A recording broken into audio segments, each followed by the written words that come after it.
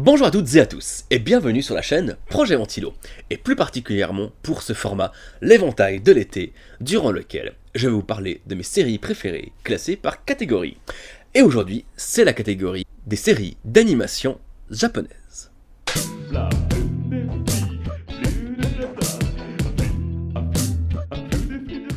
Je vais essayer de me séparer complètement des mangas que j'ai pu lire et me concentrer uniquement sur les séries d'animation japonaises. Ou, on va dire, animé japonais. Animé, plus court. Du coup, y a certains mangas que j'adore, mais dont j'aime pas du tout l'animé, ou inversement proportionnel.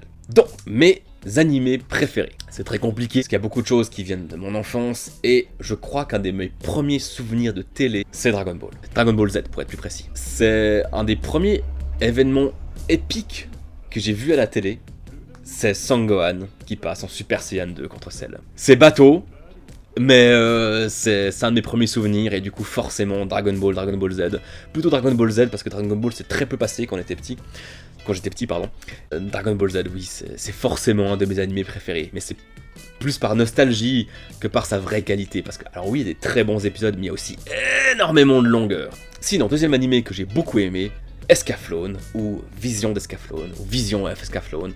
En fait, c'est presque les débuts de l'isekai, c'est l'isekai avant que soit la mode de l'isekai. Le scénario est extrêmement intelligent, ressemble beaucoup à quelque chose qu'on pourrait retrouver dans des JRPG, donc des RPG japonais. Et forcément, en tant que fan de JRPG, ce sont des thèmes qui me plaisent beaucoup, avec ce mélange de technologie d'anciennes civilisations, un monde moyenâgeux, mais également un monde moderne, des histoires de destin qu'on peut contrôler, ou plutôt de désirs qui peuvent être enfin assouvis grâce à une ancienne machine, une ancienne civilisation.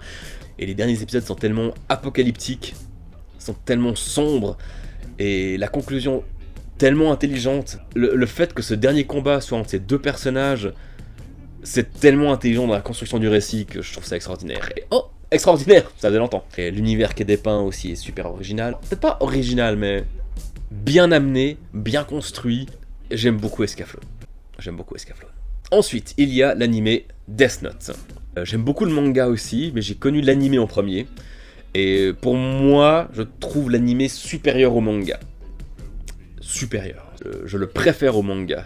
Je trouve que la qualité d'animation pour l'époque est assez dingue. J'aime beaucoup comme les premiers meurtres sont représentés via le carnet. En fait, on ressent la violence juste par la mise en scène, les bruitages et la musique. On ressent la violence que Light met dans ses actions, en fait, tout simplement. Donc oui, pour les quelques personnes qui ne sauraient pas, Death Note, ça d'un cahier, d'un carnet qui vient du monde des dieux de la mort ou des Shinigami. Un lycéen se retrouve un jour en possession d'un tel carnet, et en fait, dans ce cahier, on peut écrire le nom de quelqu'un, et cette personne meurt.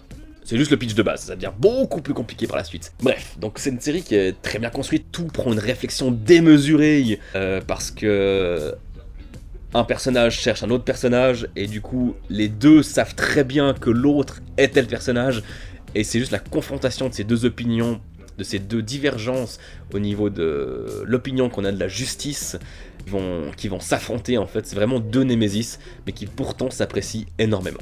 Death Note, bravo. De nouveau, quelque chose qui parle plutôt à l'enfant qui est en moi, car c'est le premier manga que j'ai lu, et la Toei, depuis 2 ans maintenant, nous a fait un cadeau. Dai no Daboken. Dragon Quest, Dai no Daboken. Fly.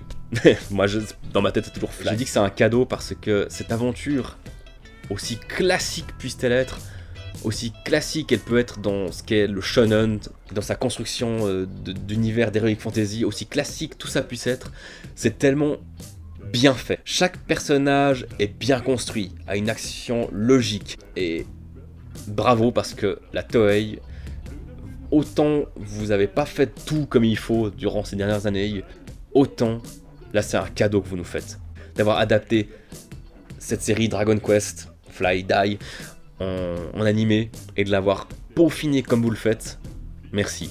C'est pas terminé, je crois qu'on est à l'épisode 75 en ce moment, et je pense qu'on va terminer vers l'épisode 90, quelque chose comme ça, mais il y a des séquences qui devaient pas être ratées en animé, et vous en avez fait mais des bijoux. Merci. Arigatou gozaimasu. Je crois que je l'ai bien dit. Kampai! Ensuite, un truc un peu plus étrange, Wolfrain. Et pourtant, j'ai très peu de souvenirs de Wolfrain.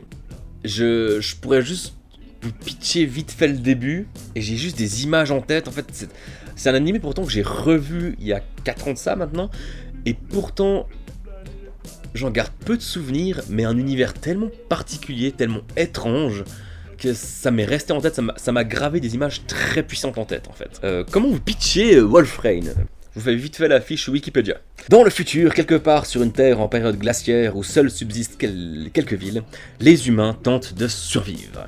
Alors que les loups se sont éteints depuis 200 ans, une légende persiste à dire que le jour où ils verront le chemin qui mène au paradis, ce sera la fin du monde. Voilà en gros de quoi ça parle. À savoir que les loups en question sont donc les personnages principaux, et qu'en fait, à la vue des autres humains, ils apparaissent sous forme humaine. Bref, Wolfrain, un ovni, quelque chose de vraiment particulier, mais qui laisse des images et des impressions très très fortes en tête. Et enfin, une série d'animés qui sort encore aujourd'hui, le manga est terminé, je ne l'ai pas lu, donc ne spoilez pas dans les commentaires, merci. Forcément, j'en ai parlé en vidéo il y a pas longtemps. Shingeki no Kyojin, Attack on Titan, ou l'attaque des titans, ou le titan assaillant. Je vais pas en parler plus que ça ici, je pense que c'est pour moi mon animé préféré parce que ça traite de tels sujets avec une telle intelligence, avec une telle écriture, avec une animation mais qui est... J'ai pas les mots, j'en parle plus en détail dans cette vidéo. Je sais jamais de quel côté c'est. J'en parle sans spoiler au maximum, en tout cas je parle un peu des thématiques mais sans plus. Et je me réjouis que l'animé soit terminé donc début 2023 pour contempler la fin de ce chef-d'œuvre de l'animation japonaise.